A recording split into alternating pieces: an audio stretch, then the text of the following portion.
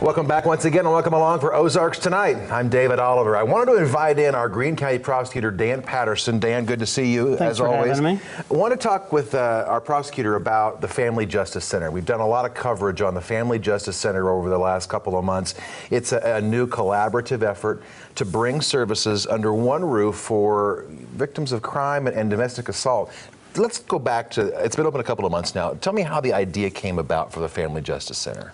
Right, so it really dates back to around 2010 when Police Chief Williams noticed a rise in aggravated assaults and put together a community task force, including our office and other community partners. And as we started studying this issue in around 2014, we started looking at family justice centers as a nationwide best practice. Okay, and again, the idea, I know you and I serve on a board together, so I kind of had heard about this as it was in the fruition mode.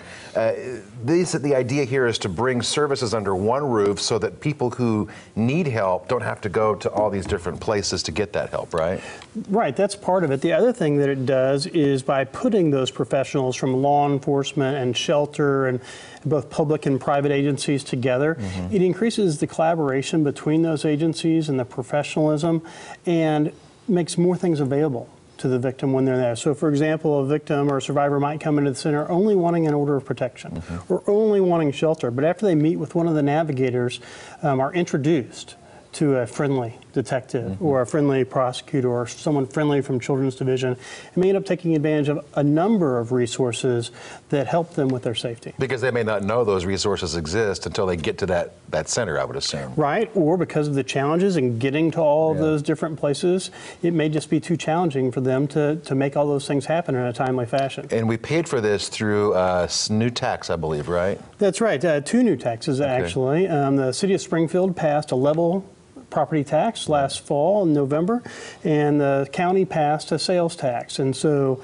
that paid for a new domestic violence unit in the Springfield Police Department, and then some special project money from the sales tax allowed for a project between the sheriff, Jim Arnott, myself, and Chief Williams, and this project was it. Okay, so we've been open, what, a couple of months now. How are things going? Because I've heard that it's been pretty busy down there. It has been. We've already seen great benefits from it. So from our soft opening in September, we've already seen 275 new individuals, and since our grand opening on October 1st, it's 212 who are taking advantages of the services there. What does that say to you as a prosecutor? I mean, obviously there's a great need for this type of service here that I think a lot of us are probably naive to.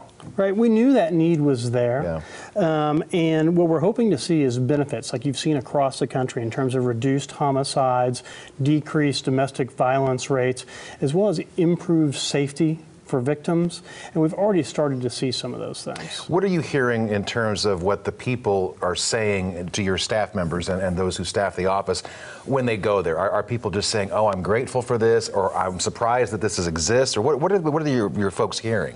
You know, I think they are surprised that it exists in the way it does, right? We're in this cold, concrete building, but inside it is a very victim-friendly environment that they come into where they're greeted by people who care about them and are compassionate. And I think they're amazed by the way the people from different agencies, whether it's law enforcement or the victim center, work together for the benefit of that person. And this Family Justice Center is where in the courthouse over there on Boonville? It's on the second floor of the courthouse. Okay. What are the hours? Is it Monday through Friday? What are the hours? It's 8:30 to 4:30. Okay. There are after hours. We still have the hotline, and it's staffed by both the Victim Center and Harmony House, our shelter. Okay. And so we still have ways to take care of folks after hours and on the weekends, but that may involve a referral to the center for follow-up so you can get the full services. So are you surprised at how well things have gone so far, or that there has been such an increase in demand for services there? You know, what I've been happy with most is how quickly we were able to do this. When we started this, that was December really of last year after the sales tax passed. And from that time through some strategic planning, a lot of training, putting paint on the walls, getting the furniture in, opening softly in September and then fully in October, I think it was a great achievement. I'm just glad we were able to do that and start serving people. So the message to anybody who's watching who might need these services is, hey, the door's open, come on down and get some help if you need it. That's right. We take people both from referrals, whether it's from law enforcement or private referrals, but we also take walk-ins during those times. So yeah, if you have a domestic violence issue and you need assistance, come down. Greene County Prosecutor Dan Patterson, thank you for being here. I appreciate it. Family Justice Center, second floor of the courthouse down on Boonville. He mentioned the hours, and it's there for anybody who needs the help. We have more after this quick break.